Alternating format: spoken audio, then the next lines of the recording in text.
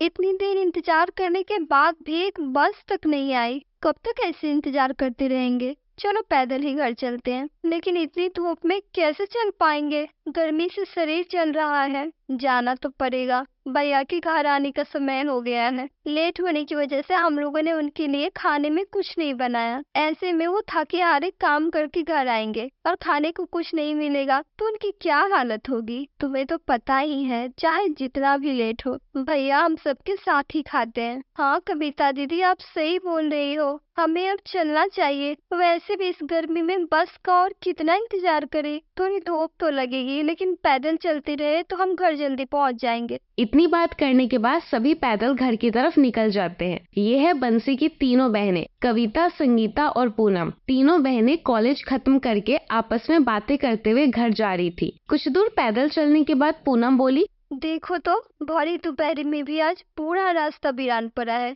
गर्मी के कारण एक भी लोग दिखाई नहीं दे रहे हैं। दोपहर के टाइम किसे अपना शरीर जलाना है जो बाहर रोड पर आए? हाँ ये भी बात सही है। बातें करते करते तीनों बहन घर पहुंच जाती है। उनके पहुंचने से पहले उनका भाई बंसी घर पहुंच गया था। अरे बहन, तुम लोग आ गई? हाँ भैया, वो आने में हम लोगों को थोड़ी देर हो गई। अभी आपके लिए कुछ खाना बना देते हैं। अरे कुछ भी बनाने की जरूरत नहीं है, तुम लोग बहुत थक गई होगी। हाँ भैया, आज तो सच में जान निकल गई। बस नहीं मिली तो पैदल ही आना पड़ा। कोई बात नहीं, आज मैं रास्ते से आ रहा था तो ढाबे से छोले चावल की खुशबू आ रही थी तो मैंने सबके लिए ले लिया। वैसे भी तुम लोग गर्मी में कॉलेज से आने के बाद थकी हारी खाना कैसे बनाती? तुम लोग थोड़ी देर यहाँ बैठो, मैं और पूनम सबके लिए खाना लेकर आते हैं। इतना बोलकर बंसी और पूनम रसोई घर में खाना लेने चले गए। उसके बाद साथ बैठकर सभी भाई बहन एक साथ खाना खाने लगे। पानी पीते ही उसकी बहन बोली, भैया पानी तो बहुत ठंडा है। आज इतनी गर्मी होने के बाद भी पानी इतना ठंडा कैसे? इससे पहले तो मटके का पानी इतना ठंडा कभी नहीं रहा। अरे मालिक से थोड़ी बर्फ मांग कर लाया हूँ, उसी को सुराही में डालकर रखा था, इसलिए पानी इतना ठंडा है। वाह भैया, ये तो आपने बहुत अच्छा काम किया है। इतनी गर्मी में हम बहनें घर आई थी, आपने तो ठंडा पानी पिलाकर मजे करवा दिए। आपने हमें खाना भी बनाने नहीं दिया। आप हमारा कितना ध्यान रखते हो, हमें कभी अकेला महसूस नहीं होने दिया। सच में हम सभी बहुत खुश नसीब है जो आप जैसा भैया मिला। तभी पूनम बोली, भैया आप शादी क्यों नहीं कर लेते? हमारी भाभी आ जाएगी तो ना आपको परेशानी होगी और ना हमें। नहीं नहीं, मैं अभी शादी नहीं कर सकता। मैंने माँ को मरते वक्त वादा किया था, मैं तुम तीनों की शादी के बाद ही खुद के बारे में सोचूंगा। क्या भैया आप हम सबसे प्यार नहीं करते जो हमारी शादी करने की इतनी जल्दी है? अरे नहीं, ऐसी बात नहीं है। मैं अपनी बहनों से बहुत प्यार करता हूँ। शादी होने में अभी समय है, धीरे धीरे कुछ पैसे जोड़ रहा हूँ। एक बार पैसे पूरे हो जाए और अच्छा घर परिवार मिल जाए, उसके बाद मैं तुम तीनों की शादी करके निश्चिंत हो जाऊंगा। इतनी बात करने के बाद बंसी वापस काम पर जाने लगा। अच्छा तुम सब अपना ध्यान रखना, अब मैं काम पर चलता हूँ, शाम को लौटूंगा। इतना बोलकर बंसी काम करने चला गया। बंसी काम करने जा ही रहा था, तभी पीछे से आवाज आती है, बंसी, अरे वो बंसी, कब से आवाज लगा रही हूँ? मैंने सुना नहीं माला, लेकिन तुम यहाँ इतनी गर्मी में क्या कर रही हो? तुमसे मिलने का मन कर रहा था इसलिए आ गई।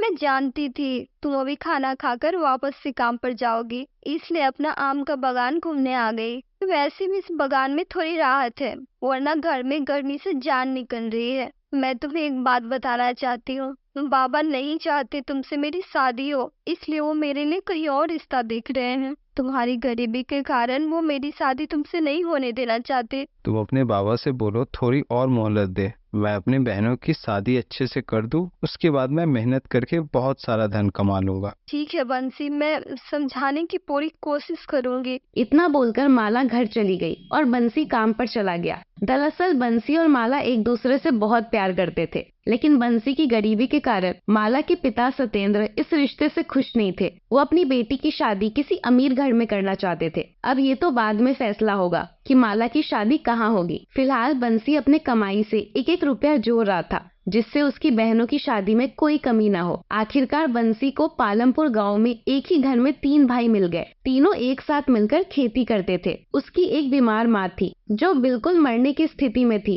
और वो मरने से पहले अपने तीनों बेटों की शादी करवाना चाहती थी ताकि वो अपनी तीनों बहू का चेहरा देख सके। बंसी इस रिश्ते से बहुत खुश था। वो घर जाकर खुशी खुशी इसके बारे में अपनी बहनों को बताता है। तुम तीनों के लिए रिश्ता आया है। प्रमोद, रजत और राजेश तीनों भाई हैं। मैंने पता किया है, बहुत ईमानदार और मेहनती लड़के हैं। खुद की जमीन है, किसी चीज की कमी नहीं है। कल तुम सबको देखने लड़के वाले आ रहे हैं। बस एक बार उनकी साइड से ये रिश्ता पक्का हो जाए तो मैं भी निश्चिंत हो जाऊंगा। अगले दिन तीनों लड़के अपनी माँ के साथ बंसी के घर आते हैं। बंसी की तीनों बहनें सुंदर और संस्कारी थी, इसलिए सभी ने देखते ही पसंद कर लिया। थोड़ी देर बात करने के बाद लड़के की माँ बोली, मुझे आपकी तीनों बहनें बहुत पसंद हैं। आप शादी की तैयारी शुरू कीजिए। हमें दहेज में भी कुछ नहीं चाहिए, बस मेहमानों का स्वागत अच्छे से हो जाना चाहिए। आप चिंता मत कीजिए, हम कोई कमी नहीं छोड़ेंगे। इतनी बातें करने के बाद सारे मेहमान चले जाते हैं। बंसी अपनी बहनों की शादी के लिए बहुत खुश था,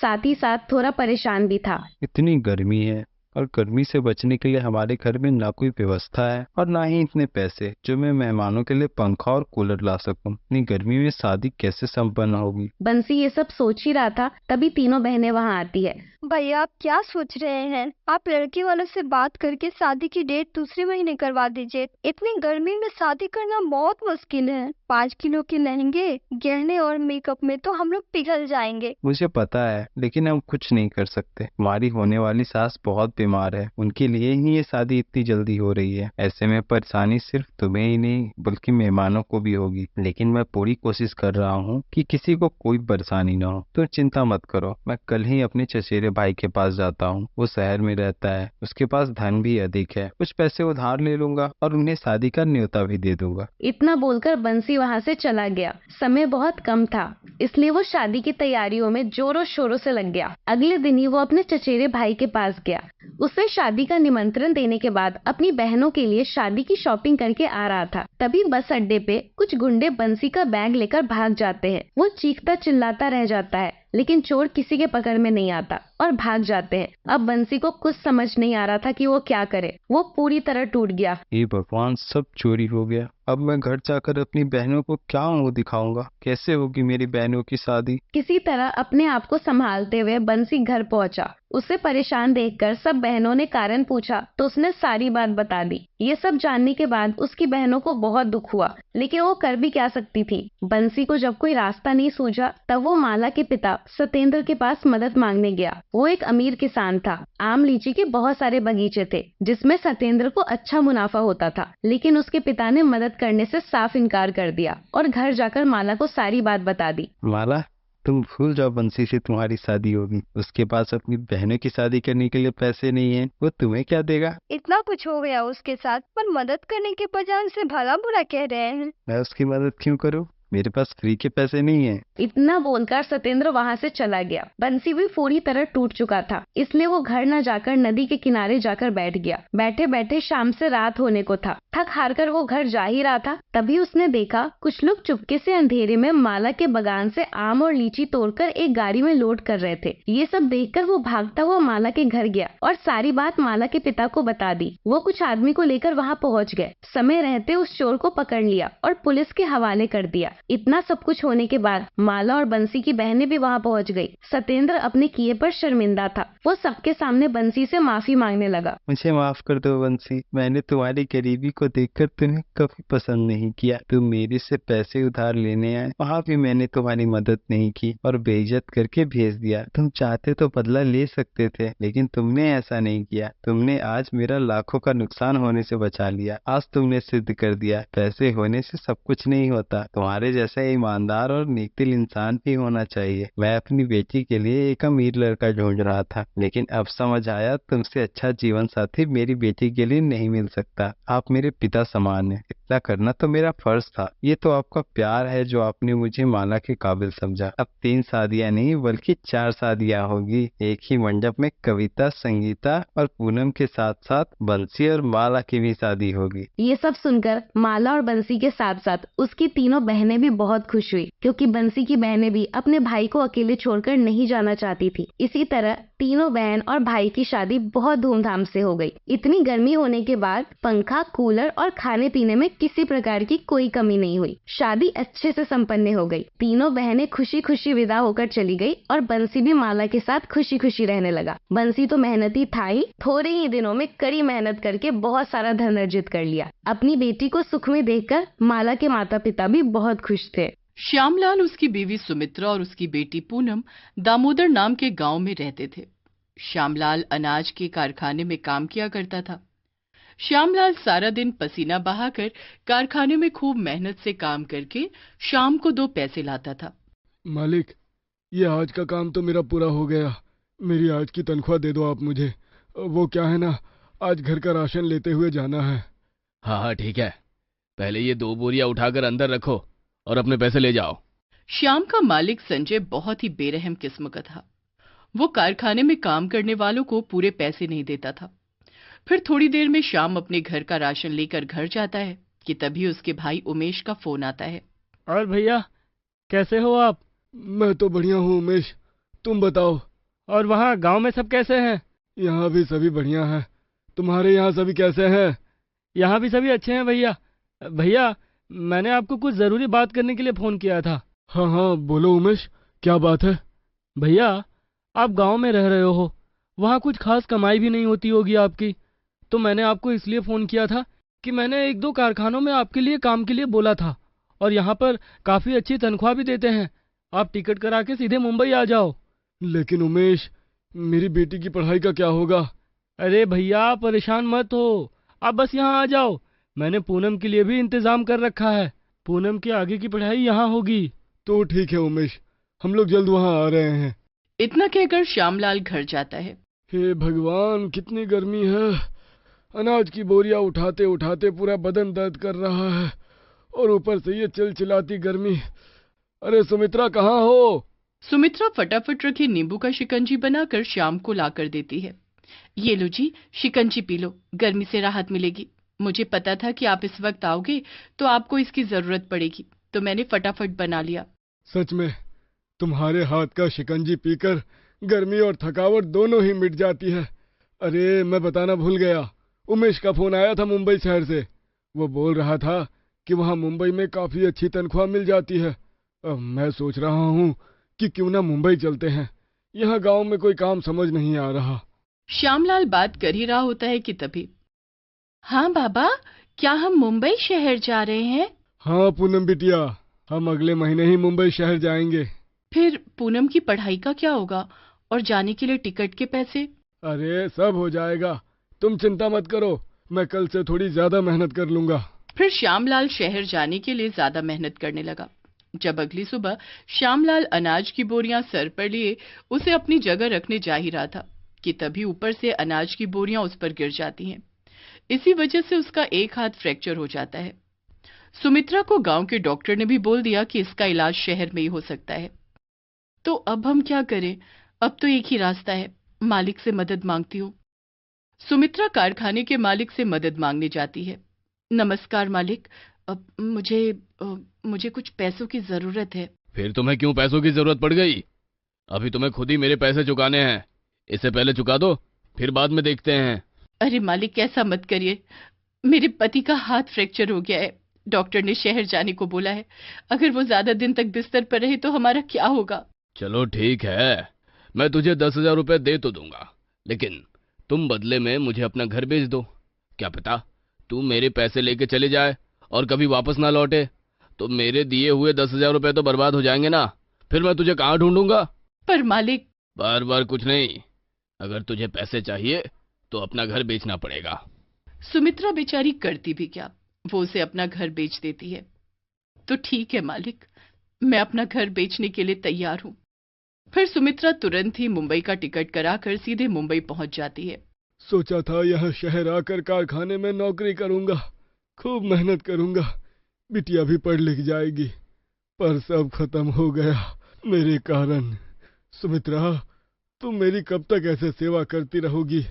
ऑपरेशन का खर्चा और दवाइयाँ भी, इतना कुछ कैसे संभालोगी? उमेश भैया, अब आप ही इन्हें समझाइए। अगर यही हिम्मत हार जाएंगे तो मेरा और पूनम का क्या होगा? हाँ भाभी, श्याम भैया, आप बिल्कुल भी चिंता मत करो, सब कुछ समय से ठीक हो जाएगा। आपको जब तक किराए का मकान नहीं मिल जाता तब तक आप लोग हमारे साथ ही रहो। और मैंने सरकारी हॉस्पिटल में भैया के नाम से अपॉइंटमेंट भी ले ली है, अब हमें वहां जाना है। श्यामलाल का इलाज शुरू हो जाता है। सुमित्रा के ऊपर इलाज और दवाइयों का खर्चा और साथ ही साथ पूनम की पढ़ाई के खर्चों के लिए सुमित्रा को कमाना जरूरी था। ऐसे ही एक दिन, उमेश भैया और भाभी, आप लोग सुबह से मेरे साथ हॉस्पिटल में लगे हुए हैं। आप लोग बैठो, मैं बस तुरंत चिल्ड शिकंजी बनाकर लाती हूँ। हाँ सुमित्रा भाभी, आपने ये बहुत अच्छा काम किया। गांव में थे तब पिया करते थे शिकंजी, यहाँ शहर आ गए तब से गांव का जैसा शिकंजी पीने को नहीं मिला। तभी सुमित्रा सभी के लिए शिकंजी बनाकर लाती है। शिकंजी तो आप बहुत अच्छी बना लेते हो भाभी, सारी गर्मी झट से दूर हो गई। सुमित्रा शिकंजी बहुत अच्छा बनाती है। जब मैं गांव के खेत में काम किया करता था ना, तो मेरी थकावट सुमित्रा के हाथों की शिकंजी पी के तुरंत ही गर्मी से राहत मिल जाती थी। लेकिन अब तो मेरे हाथ की वजह से मैं अब कोई काम नहीं कर सकता। अरे श्याम भैया, फिर उदास हो गए? हम लोग आपका इलाज कर रहे हैं ना, देखना कुछ समय में आपका हाथ ठीक हो जाएगा। अगर तुम बुरा ना मानो सुमित्रा, तो मैं एक बात बोलूं? हाँ हाँ, बोलो ना भाभी। तुम इतनी अच्छी शिकंजी बना लेती हो, तो तुम शिकंजी बनाकर बेचने का काम क्यों नहीं शुरू कर देती? इससे तुम्हारी कमाई भी हो जाएगी। बात तो तुम सही कह रही हो भाभी, आपके हाथ का लोग शिकंजी पियेंगे तो बहुत पसंद करेंगे। अगर आप कहो तो मैं आपके लिए एक दुकान और कुछ बर्तनों की व्यवस्था कर देता हूँ, इससे आपकी कमाई बहुत अच्छी होगी भाभी, देखना। अगर ऐसा हो जाए उमेश भैया तो बहुत अच्छा रहेगा, और आप मेरे लिए इन सभी चीजों का इंतजाम कर लो तो बहुत मेहरबानी होगी।